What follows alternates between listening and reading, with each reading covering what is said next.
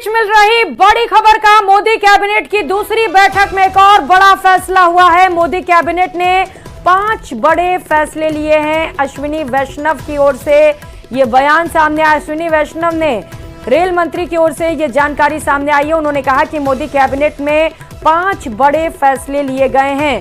तो मोदी 3.0 बनने के बाद से लगातार मोदी कैबिनेट में बड़े फैसले लिए जा रहे हैं। लोगों के हित के लिए, देश के विकास के लिए, देश को विकासशील से विकसित राष्ट्र बनाने की दिशा में लगातार एक एक कदम आगे बढ़ाते हुए, क्योंकि विजन है 2047 तक भारत को विकसित राष्ट्र बनाने का। और ऐसे में लगातार बैठकों का दौर जारी है और मोदी कैबिनेट की दूसरी बड़ी बैठक हुई और इसमें बड़ा फैसला लिया गया है। फसल में एमएसपी पहले के कंपैरिजन में सिग्निफिकेंटली ज्यादा है। इसी तरह से ऑयल सीड्स में सबसे पहले सीसमम यानी तिल 9,267 रुपीज, ये पिछले एमएसपी से 632 रुपए ज्यादा है, 632 रुपीज ज्यादा है। ग्राउंडनट मूंगफली का तेल 6783, 6783। राम तिल एक छोटी कमोडिटी है लेकिन बहुत इंपॉर्टेंट कमोडिटी है। बहुत सारे ट्राइबल एरियाज में इसका अच्छी ग्रोथ होती है। नाइजर सीड कहते हैं इंग्लिश में, हिंदी में राम तिल 8717, ये भी 983 रुपीज इंक्रीज किया गया है। Sunflower 7280, soybean 4892 rupees. तो हर एक में सिग्निफिकेंट इंक्रीज किया गया है। और आप जानते हैं कि नेफेड की एक बहुत अच्छी ऐप बनी है जिसमें कोई भी दलहन यानी दाल या तिलहन यानी ऑयल सीड और मक्का यानी मेज, इसकी खरीदी सुनिश्चित करने के लिए नेफेड की बहुत अच्छी ऐप है। इस ऐप से किसानों के लिए अपने प्रोडक्ट प्रोड्यूस को बेचना बहुत आसान हो जाता है। साथ ही साथ एक बहुत बड़ा इनिशिएटिव चल रहा है 2 लाख गोडाउन बनाने का। 2 लाख गोडाउन बनाने का देश भर में काम चल रहा है। देखिए, प्रधानमंत्री श्री नरेंद्र मोदी जी की तीसरी टर्म बहुत ही महत्वपूर्ण फैसलों वाली टर्म है। पहली 2 टर्म्स में बहुत अच्छा एक बेस बना है इकोनॉमी का, किसानों के वेलफेयर का। अब उसके आधार पर, उस बेस पर एक बहुत अच्छी ग्रोथ, बहुत अच्छी जंप ली जा सकती है क्योंकि बेस बहुत मजबूत बना है। ये कंटिन्यूटी विद चेंज का पॉलिसी है। कंटिन्यूटी विद चेंज, कंटिन्यूटी है किसानों पे फोकस, कंटिन्यूटी है कि किसानों के हर इनपुट पे ध्यान देना। जैसा आप जानते हैं दुनिया भर में फर्टिलाइजर की कॉस्ट 3,000 रुपए पर बैग के हिसाब से हो गई थी, लेकिन मोदी जी ने throughout the disruption caused by COVID and the Russia Ukraine conflict, despite all that, fertilizer की प्राइस को भारत में कम रखा। ये बहुत बड़ी उपलब्धि है और देश भर में, दुनिया भर में इस चीज पे आश्चर्य करते हैं कि जहां दुनिया में 3-3 हजार रुपए कॉस्ट चली गई थी, 300 पे रखा गया भारत में। और हमारे किसान भाई भी इसको मानते हैं, हमारे राजनीतिक क्षेत्र में सभी कार्यकर्ता भी इसको समझते हैं। तो एक तरीके से जो खेती से रिलेटेड पूरा जो फ्रेम है, इसमें हर एक पॉइंट पे, बीज से बाजार तक, हर एक पॉइंट पे एम्फेसिस दिया गया है। हर एक पॉइंट पे वैल्यू एडिशन का ध्यान रखा गया है। तो ये जो 2 लाख गोडाउन का अभियान जो चल रहा है, इससे किसानों को अपने प्रोडक्ट को सफिशिएंट टाइम तक, जब तक वो चाहे तब तक उसको स्टोर कर सके।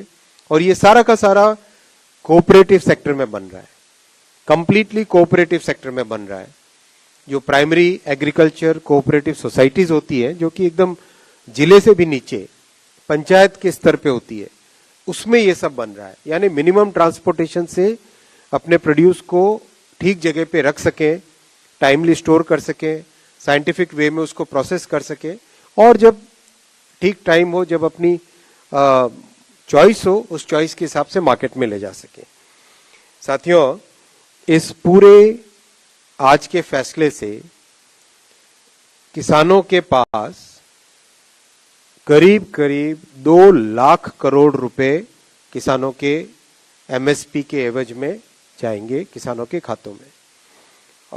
This is 35,000 crore rupees more than the previous season. 2 lakh crore rupees will be the total financial implication of the MSP, and this is going to be a very significant improvement in farmers' income. मैं इस point के बाद में next point पे आता हूं, और next point infrastructure से रिलेटेड है. आप सब जानते हैं कि 10 वर्षों में मोदी जी ने इंफ्रास्ट्रक्चर पे बहुत फोकस ध्यान देके, बहुत ही फोकस्ड वे में ध्यान देकर एक नया पैरामीटर, नया पैमाना, एक नया लेवल क्रिएट किया इंफ्रास्ट्रक्चर के कंस्ट्रक्शन का. चाहे हाईवे कंस्ट्रक्शन हो, रेलवे कंस्ट्रक्शन हो, ट्रांसमिशन लाइन्स हो, पोर्ट्स हो, सोशल इंफ्रास्ट्रक्चर जैसे एम्स हो, मेडिकल कॉलेजेस हो, आईआईटीज हो, डिजिटल इंफ्रास्ट्रक्चर जैसे नए टावर्स हो, ऑप्टिकल फाइबर लाइंस हो. इसमें एक टोटली नया एक आयाम, टोटली नया एक डायमेंशन क्रिएट किया है. आज एक बहुत ही महत्वपूर्ण फैसला लिया गया है भारत के पोर्ट एंड शिपिंग सेक्टर के लिए, और इसकी इंपॉर्टेंस मैं आपको बताऊंगा अभी कितनी सिग्निफिकेंस है.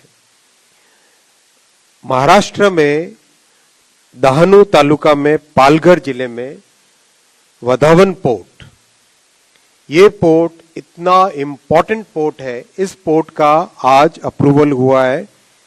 76,200 करोड़ रुपीस का प्रोजेक्ट है. ये 76,200 करोड़ रुपीस का प्रोजेक्ट है.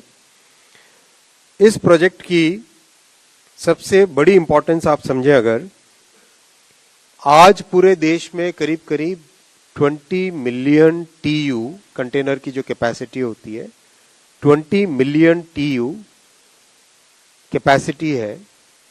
उसके कंपैरिजन में इस अकेले वधावन पोर्ट में कंटेनर की जो नई कैपेसिटी क्रिएट की जाएगी वो है 23 मिलियन TU कंटेनर्स.